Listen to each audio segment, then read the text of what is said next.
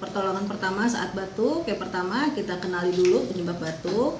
Karena batuk itu disebabkan oleh bermacam-macam. Pertama ada alergi. Alergi bisa karena debu, bisa karena cuaca, bisa karena makanan ya.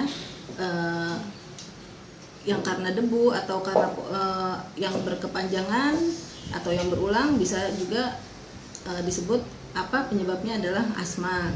Atau juga bisa karena rokok.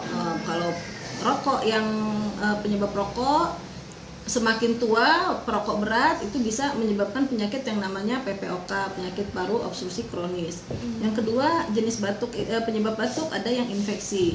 Jadi kalau kita batuk lebih dari 14 hari, maka kita wajib konsultasi ke dokter untuk mencari penyebab batuk. Pertama diperlukan pemeriksaan dahak, kedua diperlukan pemeriksaan ronsen. Kalau sudah ketahuan hasilnya, nah, itulah kita obati tergantung dari penemuan hasil tes dahak atau ronsen tadi. Yang kedua, kenali jenis batuk. Batuk itu ada yang berdahak atau batuk produktif.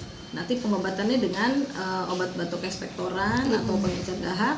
Yang kedua, jenis batuk itu batuk kering. Jadi pengobatannya dengan obat batuk, penekan batuk atau antitusif.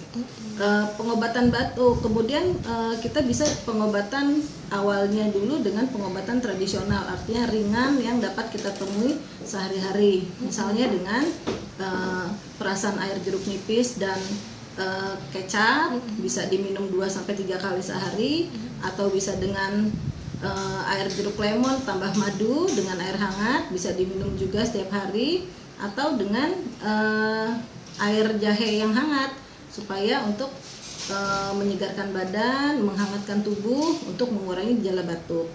Kemudian sudah batuk dengan pengobatan tradisional mungkin kita nggak sembuh juga, kita harus konsultasi ke dokter untuk diobati batuknya atau dicari penyebab batuknya. Oke, sekian, terima kasih.